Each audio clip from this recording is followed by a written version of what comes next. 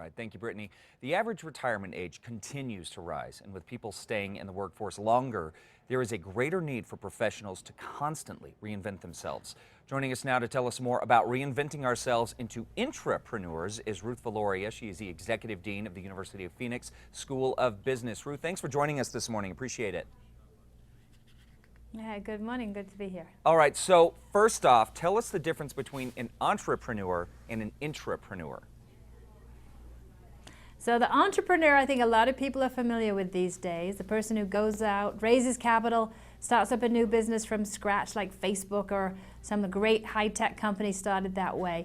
But it's actually potentially faster to get your new business started from within your own organization. That's what intrapreneurs do. They use the resources, perhaps the brand name, and the assets of their current corporation to get new businesses off the ground. For example, the Starbucks Frappuccino is actually the product of a Starbucks intrapreneur.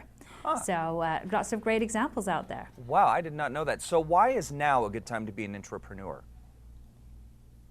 Well, look, as a business school leader, I'm talking to CEOs and their business leadership teams all the time, and innovation is absolutely on the top 3 agenda of the CEO today. And of course, with increasing competition, harder and harder to find those great new winning ideas. So the person in an organization who's willing to come forward with that creativity, with the business plan and the perseverance and determination to make it happen is going to be really a very valued employee. Gotcha. All right. So big question, what does it take to be an intrapreneur? How do we know if we're ready to do it? Now, you just said innovation being the key to this. So Yes. I imagine that's got to be a pretty strong component. Absolutely. Yeah, that creativity to recognize the new business idea, to be close to customers, find out what they need. Very important first step. And then those sales and communication skills to take your business plan and pitch it, get the executive sponsorship that you need. And lastly, perseverance and determination to see the idea through. So how do you know if you're ready? You know, test your idea on a few people at the organization, see if it's a good fit with some of the strategic gaps that are available in your industry to move into.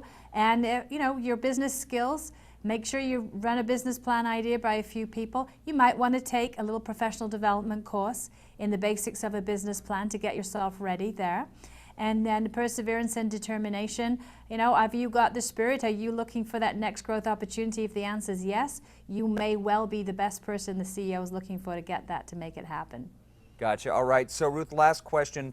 We want to maybe, as you said, take a class on this, learn a little bit more. Obviously, we can come to the University of Phoenix for that. How do we get more information about this?